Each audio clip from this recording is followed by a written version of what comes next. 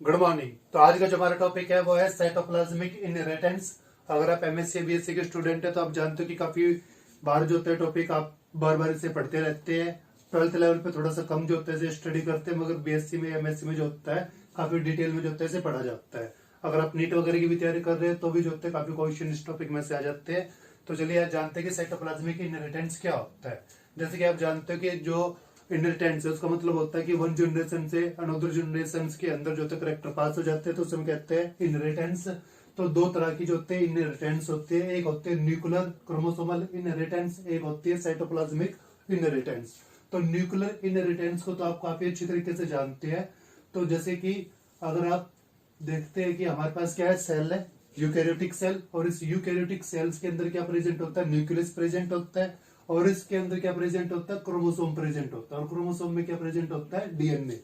तो ये जो डीएनए होता है ये हमारे लिए जो होता है पास हो जाता है from one generation to the next generation. अगर ये डीएनए जो होता है पास होता है तो ये क्रोमोसोम जो होते हैं पास होते हैं जो न्यूक्लियस के अंदर प्रेजेंट है, तो ये कहलाता है हमारा न्यूक्लियर क्रोमोसोमल इनहेरिटेंस। ये डीएनए जो होता है कुछ करेक्टर जो होगा वो अपने साथ लेके जाएगा, उसकी इंफॉर्मेशन लेके जाएगा और आगे आने वाली जनरेशन में से क्या कर देगा, पास कर देगा।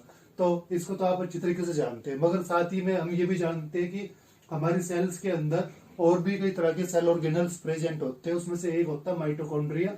अगर प्लांट सेल है तो उसके अंदर क्या प्रेजेंट होता है, प्लास्टिड प्रेजेंट होते हैं, और प्लास्टिड में आपके पास होता है क्लोरोप्लास्ट और ल्यूकोप्लास्ट जो है वो आपके पास प्रेजेंट होता है प्लांट में।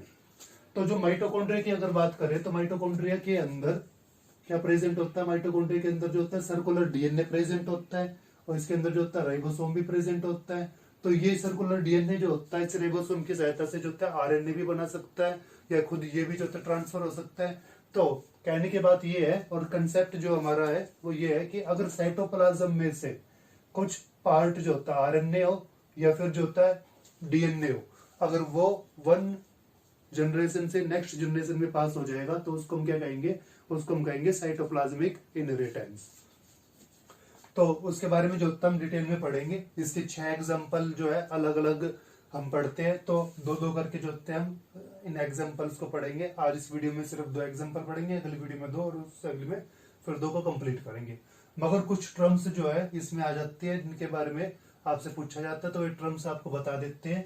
अगर आपका जैसे कि साइटोप्लाज्मिक जीन और प्लाज्मोजन क्या होता है, अगर आपका साइटोप्लाज्म में कोई जीन प्रेजेंट है जो कि ट्रांसफर हो जाएगा तो उसको हम क्या कह देते हैं, उसको हम कहते हैं साइटोप्लाज्मिक जीन, या उसको आप दूसरे नाम से जानते हो होता है प्लाज्मोजन। तो कई बार पेपर में प्लाज्मोजन के नाम से भी आ जाता है, तो आपको याद रखना प्लाज्मोजन क्या होता है। प्लाज्मोजन का मतलब होता है कि वो जीन जो साइटोप्लाज्म में प्रेजेंट है, और वो कहाँ पे प्रेजेंट होगा, वो या तो माइटोकॉन्ड्रिया में प्रेजेंट होगा या फिर कहाँ पे प्रेजेंट होगा, क्लोरोप्लास्ट में, ल्यूकोप्लास्ट के फॉर्म में प्रेजेंट होगा। एक्चुअल में जो साइटोप्लाज्मिक इनहेरिटेंस में जो चीज पास होगी तो आप अलग अलग एग्जांपल में देखेंगे कि वो सिर्फ जीन नहीं होगा, वो अलग अलग चीज होगी। जैसे कि आप पैरामीशियम या फिर आप फॉर ओक्लोक प्लांट का हम एग्जांपल पढ़ेंगे तो उसके अंदर आप देखेंगे कि क्लोरोप्लास्ट या ल्यूकोप्लास्ट जो होता है ये एज ए साइटोप्लाज्मिक इनहेरिटेंस, ये प्लाज्मोजन का जो होता है काम करते हैं, जो साइटोप्लाज्मिक इनहेरिटेंस करेंगे। इसी तरीके से जब आप बीच हॉपर का जो होता है एग्जांपल पढ़ेंगे तो इसमें एक प्रोटीन होता है जिसे हम क्या कहते हैं, कई न्यूरिन कहते हैं। ये जो होता है यहाँ पे क्या करेगा, प्रोटीन काम करेगा किसका, प्लाज्मोजन का। तो अलग अलग चीजें जो होती है वो साइटोप्लाज्मिक इनहेरिटेंस का काम करेगी, जो एक तरीके से प्लाज्मोजन बनेगी। तो दूसरा यहाँ पे क्या है, अगर इस तरीके से जो मटेरियल पास होगा उस मटेरियल को हम क्या कहेंगे, उसको कहेंगे हम प्लाज्मोजन या कहेंगे साइटोप्लाज्मिक जीन। अगर वो न्यूक्लियस से पास हो रहा है तो उसे हम क्या कहेंगे, उसे कहेंगे न्यूक्लियर जीनोम या न्यूक्लियर जीन या न्यूक्लियर क्रोमोसोम। अगर ये प्रोडक्ट साइटोप्लाज्म से पार हो रहा है तो उस प्रोसेस को हम क्या कहते हैं, उसको कहते हैं इनहेरिटेंस। तो उसका नाम बनता है साइटोप्लाज्मिक इनहेरिटेंस कह सकते हो आप, या फिर कह सकते हो एक्स्ट्रा न्यूक्लियर इनहेरिटेंस, या आप कह सकते हो एक्स्ट्रा क्रोमोसोमल इनहेरिटेंस। तीनों नाम जो होते हैं सेम उसका ये मतलब है, मगर अलग अलग जगह पे जो होता है आप इनको यूज करेंगे। जैसे प्लाज्मोडियम का या फिर हम बैक्टीरिया का प्रोकैरियोटिक में पढ़ेंगे तो हम देखेंगे कि उसके अंदर क्या प्रेजेंट होता है, उसके अंदर प्लाज्मिड प्रेजेंट होता है, और प्लाज्मिड जो होता है पास हो जाता है तो वहां पे हम इसका नाम यूज कर लेंगे एक्स्ट्रा क्रोमोसोमल इनहेरिटेंस हम इसे कहते हैं। मगर मतलब क्या रहेगा, वही सेम रहेगा कि एक जनरेशन से दूसरे जनरेशन में क्या हो रहा है, करेक्टर पास हो रहा है, मगर वो किसके बेस पे पास हो रहा है, वो साइटोप्लाज्म में प्रेजेंट किसी मटेरियल जो कि जीन है या आरएनए है उसके बेस पर हो रहा है। अब दूसरी इंपॉर्टेंट बात यहाँ पे ये होती है, ये क्वेश्चन जो होता है कई बार पूछ लेते हैं आपसे कि यूनिपेरेंट ये साइटोप्लाज्मिक इनहेरिटेंस बाई पेरेंट होती है या यूनिपेरेंट होती है। तो उसको समझते हैं कि यूनिपेरेंट और बाई पेरेंट का मतलब क्या है यहाँ पे। जैसे कि आप जानते हो कि जो न्यूक्लियर क्रोमोसोमल इनहेरिटेंस जो होगी उसके दौरान क्या होता है कि मेल है फीमेल है, मेल से क्या बनता है स्पर्म बनता है, फीमेल से क्या बनता है ओवा बनता है। तो ओवा के अंदर क्या होता है साइटोप्लाज्म प्रेजेंट होता है ज्यादा अमाउंट में, और स्पर्म में जो साइटोप्लाज्म है वो क्या होता है कम अमाउंट में प्रेजेंट होता है।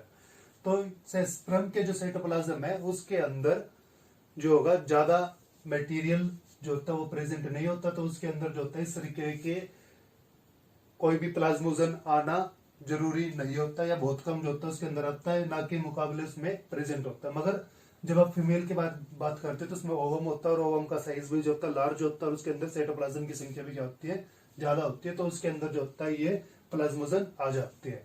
अगर वो प्लाज्मोजन जो होता है वो किस में आया है सिर्फ फीमेल में आया है, तो इस तरीके से जब बनेंगे तो क्या बनेगा वो करेक्टर जो पास हो रहा है वो सिर्फ किसके बेस पर पास हो रहा है, वो फीमेल के बेस पर पास हो रहा है, वो स्पर्म के बेस पर पास नहीं हो रहा। वो सिर्फ कौन पास कर रहा है एक पेरेंट पास कर रहा है। इसलिए हम क्या कह देते हैं ये साइटोप्लाज्मिक इनहेरिटेंस किसके बेस पर हो रही है, ये किस तरह की होती है, ये होते हैं यूनिपेरेंट होती है, क्योंकि सिर्फ मदर के अंदर पास क्या होता है, मदर के पास जो होता है वो ओवम है, और ओवम के पास क्या होता है हाई साइटोप्लाज्म, और उसमें क्या प्रेजेंट होता है उसमें वो फैक्टर प्रेजेंट हो सकता है, तो इसलिए सिर्फ मदर ही जो है वो पास कर रही है, मेल जो उसमें पास नहीं कर रहे। मगर न्यूक्लियर का जब आप पढ़ते हैं तो क्रोमोसोम्स को जो होता है जो 23 क्रोमोसोम और 23 क्रोमोसोम जो ये भी पास करेगा ये भी पास करेगा, और वो 23 यहाँ पे आके क्या हो जाएंगे 46 हो जाएंगे। तो दोनों जो वो अपने हाफ हाफ क्रोमोसोम्स को क्या कर रहा है पास कर रहा है। इसलिए न्यूक्लियर क्रोमोसोमल इनहेरिटेंस कैसी होती है, ये होती है बाई पेरेंट। तो इस पे कई बार जो होता है डिफरेंस है इसके बारे में जो होते हैं पूछ लेते हैं, तो आपको इसमें क्या करना है ध्यान रखना है।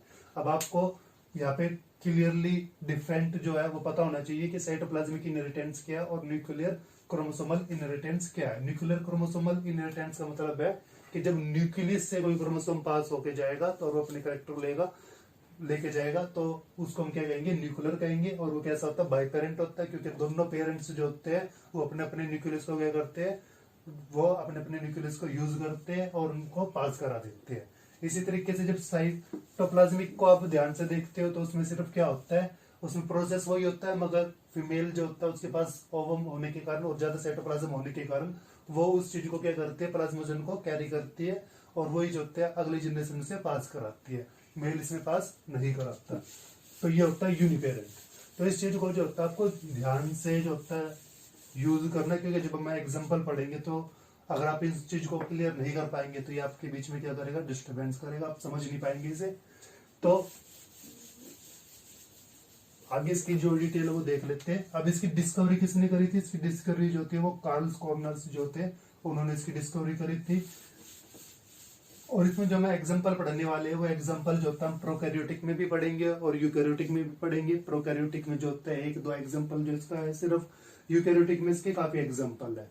तो एक काफी फेमस जो एग्जांपल इसका आप पढ़ते हो हमेशा से वो क्या होता है, वो है यूकैरियोटिक्स में सेल का, cell type of snail. Snail जो होते हैं ये फ्रेश वाटर में पाए जाते हैं, और इनके ऊपर क्या प्रेजेंट होता है खोल जो होता है प्रेजेंट होता है, सेल प्रेजेंट होता है।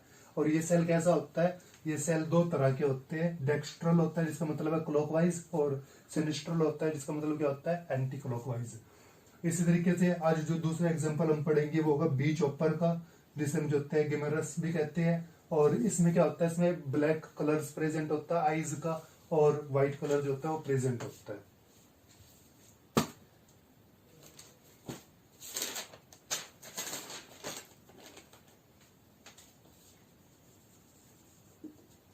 तो चलिए पहला एग्जांपल जो होता है वो देख लेते हैं। तो चलिए पहले नॉर्मल जो है वो केस देख लेते हैं, इसका जो नॉर्मल केस रहेगा, फिर उसके बाद जो होता है मैटरनल केस जो है वो देखेंगे। तो नॉर्मल केस में क्या होगा, नॉर्मल केस में जो होगा वो डेक्स्ट्रल होगा, एक डेक्स्ट्रल आपने यहाँ पे ले लिया, एक सिनिस्ट्रल जो है वो आप ले लीजिए।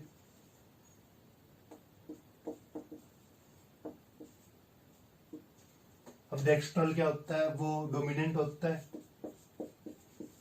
और सिनिस्ट्रल क्या होता है, रिसेसिव होता है। ये याद रखना आपको। इसको मेल ले लीजिए और ये क्या है, फीमेल। और अब आप क्या करते हो, इसके गैमेट बना लेते हो।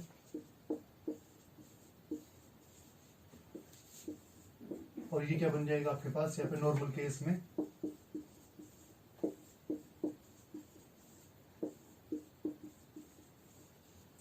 तो यहाँ पे क्या बन जाता है, ये बन जाता है यहाँ पे डेक्स्ट्रल, क्योंकि ये क्या था डोमिनेंट था और ये क्या था रिसेसिव था, ये मेल में था, ये फीमेल में था। तो इस तरीके से आप जो है इसको बता सकते हो नॉर्मल केस में। जैसे मेंडल ने आपको बताया था कि डोमिनेंट है और डोमिनेंट और रिसेसिव है, तो क्या बनेगा, डोमिनेंट बनेगा। मगर साइटोप्लाज्मिक इनहेरिटेंस यहाँ पे जो होता है एक अलग केस जो है वो बना देती है। अब साइटोप्लाज्मिक इनहेरिटेंस में देख लेते हैं कि यहाँ पे मैटरनल अफेक्ट जो होगा वो किस तरीके से काम करेगा, ये इनहेरिटेंस कैसे काम करेगी। तो यहाँ पे फिर से आप डेक्स्टर ले लीजिए, सिनिस्टर ले लीजिए, और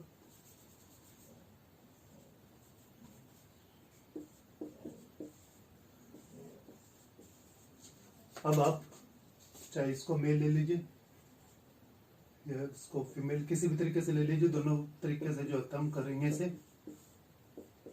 एक नॉर्मल कंडीशन में देखते हैं पहले। अब देखिए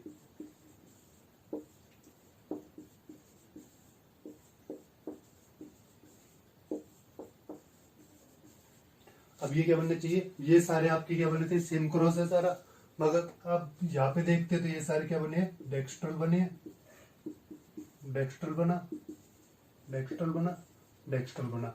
मगर हम यहाँ पे क्या देते हैं, ये क्या बना है, सिनिस्ट्रल बना, ये सिनिस्ट्रल बना, ये सिनिस्ट्रल बना, अब ये सिनिस्ट्रल बना। अब ये किस तरीके से मतलब कि सिनिस्ट्रल कह रहे हैं हम उसे और किस तरीके से डेक्स्ट्रल कह रहे हैं, तो ये आपकी मेन इंपॉर्टेंट बात है। और यही जो है यहाँ पे कंफ्यूजन है जो आपको ध्यान रखनी है। तो इसके लिए देखिए, ये था नॉर्मल केस। इस नॉर्मल केस में क्या हुआ कि जब ये कंडीशन थी डेक्स्ट्रल और इनके बीच में गैमेट बने, और ये थी सिनिस्ट्रल और इसके बीच में जब गैमेट बने, तो यहाँ पे जो गैमेट बना उसके अंदर कोई साइटोप्लाज्मिक इनहेरिटेंस नहीं हुई। अगर कोई साइटोप्लाज्मिक इनहेरिटेंस नहीं हुई तो वो नॉर्मली आए, क्रॉस हुआ और उन्होंने जनरेशन बनाई। तो जनरेशन बनने के बाद जो डोमिनेंट था उसने अपना करेक्टर जो था शो कर दिया। मगर जब आप यहाँ पे देखते हैं तो यहाँ पे क्या था कि ये फिर से वही कंडीशन है, और इसके अंदर एक यहाँ पे क्या बन चुका था, यहाँ पे एक प्लाज्मोजन जो था वो बन चुका था। चाहे जैसे कि एक आरएनए जो था वो बन चुका था यहाँ पे। वो आरएनए बनने के बाद वो आरएनए जो था वो गैमेट्स में भी क्या हो गया, पास हो गया। एक्चुअल में क्या होता है कि यूकैरियोटिक जो सेल होते हैं उनमें जो oogenesis होता है, oogenesis जब बन रहा होता है तो उस oogenesis के अंदर क्या होता है, उसके अंदर जो उसका डीएनए है वो डीएनए ट्रांसलेट करके क्या बना देता है, आरएनए बना देता है। और वो आरएनए जो होता है वो कुछ प्रोटीन्स के द्वारा क्या रहता है, कवर्ड रहता है। और कवर्ड होने के कारण वो उसके अंदर क्या रहता है, इनएक्टिवेटेड फॉर्म में रहता है। और वो इनएक्टिवेटेड आरएनए जो होता है जब गैमेट्स बनते हैं, मतलब ओवम्स जो होगा वो आगे जब गैमेट्स मतलब कि वही मदर सेल्स जो होता है वो आगे चल के क्या बनाएगा, जब गैमेट्स बनाएगा तो उस गैमेट्स को में उनको क्या कर देगा, पास कर देगा। तो वो जब पास हो जाएगा तो पास होने के साथ वो गैमेट्स में जहां पे भी जाएगा जनरेशन में क्या होगा, वो आएगा। और जनरेशन में आने के बाद वो आरएनए यहाँ पे क्या हो चुका है, यहाँ पे आके अपना करेक्टर शो कर रहा है। और वो करेक्टर जो था वो क्या था, वो इसे क्या बना रहा है, सिनिस्टर बना रहा है, क्योंकि वो मदर से आया था। ठीक है, तो ये यहाँ पे क्या कंफ्यूजन होगी जो आपको क्या करना अच्छी तरीके से समझना है। तो एक बार दोबारा से जो होता है इस पे ध्यान देते हैं। जो फीमेल है,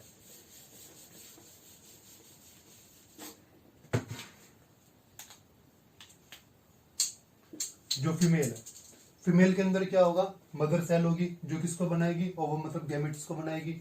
तो फीमेल्स के अंदर जो मदर सेल है उसमें एक क्या प्रेजेंट होगा, उसका जो डीएनए है साइटोप्लाज्म में, वो डीएनए क्या बना देगा, वहां पे एक आरएनए बना देगा।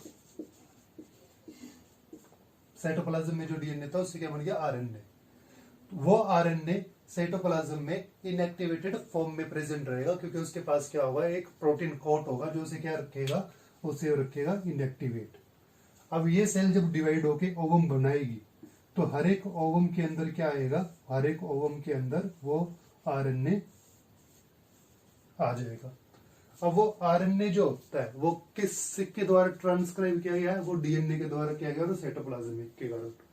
तो वो उस पे जो कंट्रोल होगा वो इसी डीएनए का होगा, ना कि दूसरे डीएनए का, ना कि मतलब न्यूक्लियर डीएनए का नहीं होगा। वो किसका होगा, सिर्फ साइटोप्लाज्मिक डीएनए का ही होगा। तो इस तरीके से जब वो पास हो जाता है और पास होने के बाद वो अलग अलग जनरेशन में भी जब पास हो जाता है तो पास होने के बाद वो साइटोप्लाज्मिक जो होगा वो अपना करेक्टर क्या करेगा, वो प्लाज्मोजन अपना करेक्टर शो करेगा। वो अपना करेक्टर जब शो करेगा तो वो वही करेक्टर बनाएगा जिसको वो मतलब बना सकता है। तो उसमें क्या बन जाएंगे, उसमें सारे क्या बन जाएंगे, सिनिस्टर बन जाएंगे, क्योंकि वो उसी चीज को कोड करेगा और इसको बिगाड़, इसको मतलब चेंज को नहीं कर सकता। क्यों चेंज नहीं कर सकता? क्योंकि न्यूक्लियर ने इस आरएनए को यहाँ पे नहीं बनाया था। तो इसके अंदर भी क्या आएगा, न्यूक्लियर डीएनए होगा। इसके अंदर भी क्या था, न्यूक्लियर डीएनए प्रेजेंट था। ये न्यूक्लियर डीएनए जो होता है वो क्या करेगा, वो अपना अलग से आरएनए बनाएगा और ये अलग था। ये इसको कंट्रोल नहीं कर सकता क्योंकि ये किससे पास हुआ था, ये जो था फीमेल का जो डीएनए था मदर सेल्स में उससे बन के आया था। तो इस तरीके से जब ये एक्टिवेटेड फॉर्म में आएगा तो एक्टिवेटेड फॉर्म में आने के बाद ये क्या करेगा, अपना करेक्टर शो करेगा। क्योंकि जब ब्लास्टुलेशन होता है और ब्लास्टुलेशन करके एम्ब्रायो बनता है तो एम्ब्रायो बनते वक्त जो होता है वो फास्टली क्या कर रहा होता है, डिवाइड कर रहा होता है, नंबर ऑफ सेल्स बनाता है। तो उस वक्त जिसे सिर्फ रेप्लिकेशन चलती है, ट्रांसक्रिप्शन या ट्रांसलेशन जो होते हैं उस वक्त स्लो होती है, काफी कम जो होते चलती है। तो इसलिए वहां पे जो होता है डीएनए आरएनए को नहीं बना पाता और वहां पे जो डीएनए होगा वो ये होगा जो आरएनए को उस वक्त कम बना पाएगा। और ये जो आरएनए आया ये ऑलरेडी पहले से प्रेजेंट है तो ये अपना करेक्टर वहां पे शो करना शुरू कर देगा। और जो से ये करेक्टर शो करेगा वो क्या होगा, वो मदर से आया था तो मदर से में क्या प्रेजेंट था इस वक्त, मदर में इस वक्त प्रेजेंट था सिनिस्ट्रल। तो इस आरएनए सबको क्या बनाएगा, सिनिस्ट्रल ही बनाएगा। तो यहाँ पे क्या है, ये एक कंसेप्ट वाली बात है जो कि आपको यहाँ पे देखनी है। अब इसी में जो होता है दूसरा केस जो होता है हम देख लेते हैं अलग से। अब की बार हमने क्या किया था, डेक्स्ट्रल जो था वो मेल लिया था, तो अब की बार जो होता है डेक्स्ट्रल को क्या ले लेते हैं हम, फीमेल ले लेते हैं, और सिनिस्ट्रल जो था ये क्या ले लेते हैं, मेल ले लेते हैं, मतलब उल्टा कर देते हैं। अब देखिए, अब आपका जो रिजल्ट आना चाहिए था वो क्या आना चाहिए था कि ये था, क्या था, ये डेक्स्ट्रल था, डेक्स्ट्रल जो था वो क्या था, फीमेल था। तो ये क्या बनेंगे, ये सारे नॉर्मल केस हुआ तो क्या बनेंगे, ये सारे के सारे डेक्स्ट्रल ही बनेंगे। साथ में यहाँ पे एक साइटोप्लाज्मिक इनहेरिटेंस वाला करेक्टर जो प्लाज्मोजन जो वो भी आ जाता है। तो प्लाज्मोजन जो वो इसके अंदर भी पास हो जाएगा, इसके अंदर पास होगा तो वो इसमें भी आ जाएगा।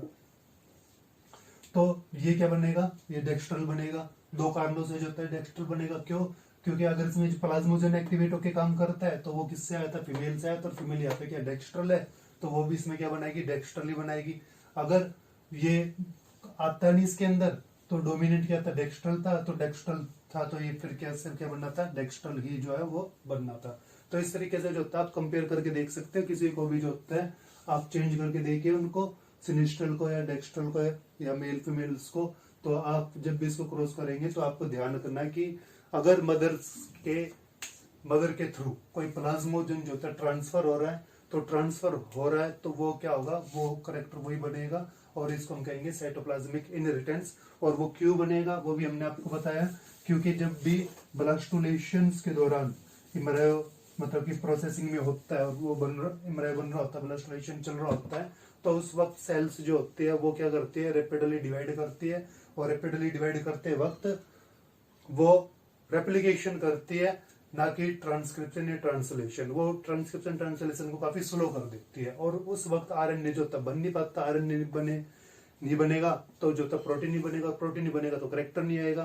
तो इसलिए जो उसका खुद का जो न्यूक्लियर डीएनए होता है, जो उसका रियल जो करेक्टर है वो तो आ नहीं पाता, मगर जो आरएनए पहले से बन के आया और जो पास हुआ उसके अंदर वो उस वक्त अपने आप को ट्रांसलेट कर सकता है और उससे जो प्रोटीन बन के करेक्टर आता है तो वो वही करेक्टर आएगा जो जैसा वो मतलब अपने साथ लेके आया, जिससे वो पास हुआ है। तो यहाँ पे वो सिनिस्ट्रल से आया था तो यहाँ पे क्या बनेंगे, सिनिस्ट्रल ही बनेंगे। तो ये था आपका एक एग्जांपल जो साइटोप्लाज्मिक इनहेरिटेंस को बताता है, काफी फेमस और काफी अच्छा एग्जांपल है। अब दूसरा एग्जांपल जो था वो हम पढ़ लेते हैं, वो था हमारा बी चॉपर के से रिलेटेड। इसी तरीके से बी चॉपर में भी जो होता है हम दो केस पढ़ेंगे, एक नॉर्मल और एक जो मैटरनल केस होता है।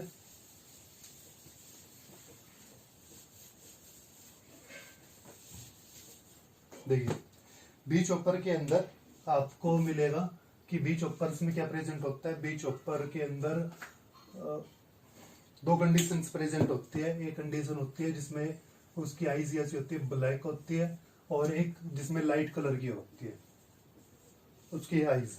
ब्लैक कलर की उसकी आईज इसलिए होती है क्योंकि उसमें एक प्रोटीन बनता है और उसे यूरिन प्रोटीन कहते हैं। वो प्रोटीन जो होता है उसमें ब्लैक कलर की आईज के लिए होता है, रिस्पॉन्सिबल होता है। इसी तरीके से आप इसमें क्या ले लेते हैं, बेबी, और ये लाइट कलर के लिए ले लेते हैं। और इसमें जब आप क्रॉस करेंगे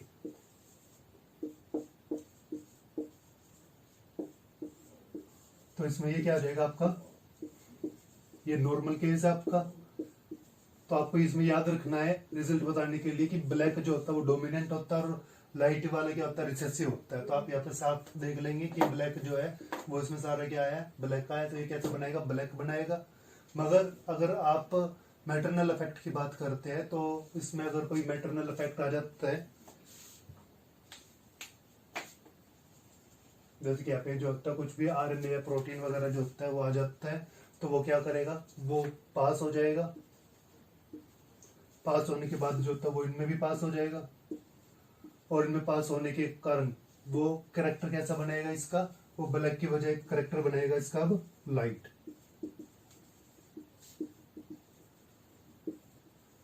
क्यों, क्योंकि ये मैटरनल इफेक्ट जो है वो काम कर रहा है इस वक्त, और वो किससे आया था, वो आया था लाइट से। तो ये सारे कैसे बन जाएंगे, वो लाइट बन जाएंगे। यहाँ पे जो होता है वो डोमिनेंसी नहीं काम करेगी, क्योंकि आपको जो होता है फिर से वही बात जो है ब्लड रिलेशन वाली, मरे वाली जो होती है वो आपको याद रखनी है। और वो इस तरीके से जो होता है आपका मतलब कि डोमिनेंसी जो है, लॉ ऑफ डोमिनेंसी जो मेंडलसन ने बताया था, वो थोड़ा सा यहाँ पे क्या हो जाता है, चेंज हो जाता है, क्योंकि वो इस वक्त यहाँ पे क्या है, काम नहीं कर रहा है। तो ये थे आपके दो एग्जांपल जो थे साइटोप्लाज्मिक इनहेरिटेंस को बताते हैं, और एग्जांपल जो थे हम प्लांट्स में पढ़ेंगे इसके, जो अगली वीडियो में जो होते पढ़ेंगे।